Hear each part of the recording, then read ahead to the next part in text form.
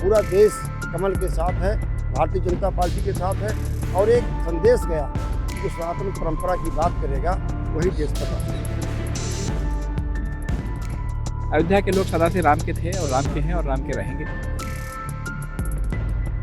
कि लोकसभा का जो चुनाव का परिणाम था वो एक राजनीतिक दुर्घटना थी। यूपी के मिल्कीपुर का जो उपचुनाव था उस पे रिजल्ट की घोषणा हो चुकी है और यहाँ पर बीजेपी के प्रत्याशी चंद्र भानु पासवान जीत गए हैं। वो कुल 1,41,000 वोट पाए, जो कि यहाँ पर उनके जो कट्टर प्रतिद्वंदी थे सपा के अजीत प्रसाद, उनसे 61,000 अधिक वोटों से उन्होंने शानदार जीत की।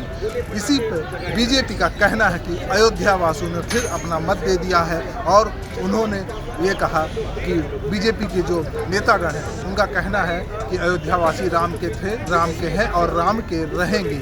जो बीजेपी के तरफ से नैरेटिव्स बन गया था लोगों का कि राम मंदिर बनने के बाद भी अयोध्या हार गई, वो नैरेटिव कहीं ना कहीं ख़त्म होता दिखाई दिया। सबसे बड़ी बात इस चुनाव की जो रही कि इस चुनाव में दोनों एक्स सीएम लगे हुए थे, लगातार कैंपेनिंग कर रहे थे। साथ ही साथ यूपी के मुख्यमंत्री योगी आदित्यनाथ स्वयं इस सीट की चुनाव का जिम्मा अपने जिम्मे लेकर चल रहे थे और वो लगातार मिल्कीपुर पहुंच रहे थे। इसके साथ ही साथ 40 विधायक और 6-7 मंत्री इस चुनाव में लगातार कैंपेनिंग करते रहे और मिल्कीपुर की जनता से अपील करते रहे और अयोध्या के गौरव की वापसी की बात करते रहे। देखिए, अयोध्या में कुछ राजनीतिक दुविधा थी और एक हम लोगों का जो यह स्वप्न है कि अयोध्या को भारत की आध्यात्मिक राजधानी बनाना है। उसमें जो कुछ भी संशय के बादल थे आज वो छटे हैं। अयोध्या के लोग सदा से राम के थे और राम के हैं और राम के रहेंगे। यहाँ पे अब यह अयोध्या की जनता ने यह सिद्ध कर दिया कि लोकसभा का जो चुनाव का परिणाम था वो एक राजनीतिक दुर्घटना थी और उस दुर्घटना के शोक से, उस दुर्घटना के शौक से अयोध्या के लोग जनमानस उभर चुकी है। और हमारा जो सांस्कृतिक और सामाजिक एजेंडा है कि हम राम जी के आदर्शों के आधार पर इस संस्कृति को, देश को चलाना चाहते हैं, उस रास्ते पर आगे बढ़ेंगे। अयोध्या उसका ऊर्जा का केंद्र है और आगे बढ़ेगी।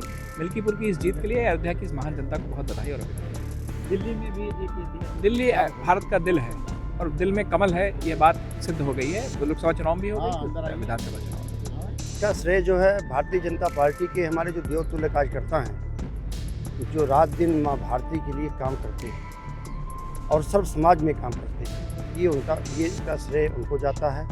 जिस प्रकार से मिल्कीपुर के उपचुनाव में समाज के लोगों ने, बुजुर्गों ने, नौजवानों ने, माताओं ने, बहनों ने, सर्व समाज के लोगों ने इस चुनाव की कमान अपने हाथ में लिया और सनातन परंपरा को मजबूत करने के लिए और मिल्कीपुर के सर्वांगीण विकास के लिए, जिस प्रकार से मिल्कीपुर की देवतुल्य जनता ने भारतीय जनता पार्टी के प्रत्याशी को आशीर्वाद दिया और एक एक कमल खिला के प्रभु श्री राम के चरणों में अर्पित किया, मैं मिल्कीपुर की महान जनता को प्रणाम करता हूँ। नहीं, ब्राह्मण मतदाता पिछली बार भी नहीं कटे थे और ब्राह्मण समाज ही नहीं, सर्व समाज की बात कर रहा हूँ, वो भारतीय जनता पार्टी के साथ रहता है। हाँ, पिछली बार लोकसभा चुनाव में कुछ लोगों ने भ्रांतियाँ फैलाई और भ्रांतियाँ फैलाकर जीत हासिल कर लिया।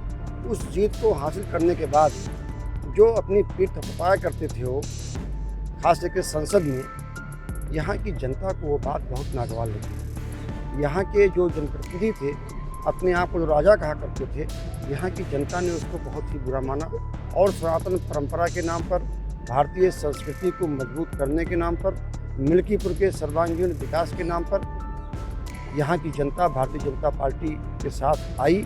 और यहाँ की ही नहीं, ये मिल्कीपुर का जो चुनाव दिल्ली का हुआ, वहाँ का जो रुझान आ रहा है, पूरा देश कमल के साथ है, भारतीय जनता पार्टी के साथ है और एक संदेश गया कि जो सनातन परंपरा की बात करेगा वही देश पर राज करेगा। हाँ, ब्राह्मण समाज ने एक तरफा वोटिंग किया, 99% वोटिंग किया भारतीय जनता पार्टी के लिए।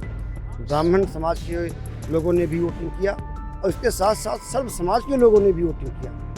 हमारी पार्टी किसी एक समाज की, एक जात पात की बात नहीं करती, सर्व समाज की बात करती है।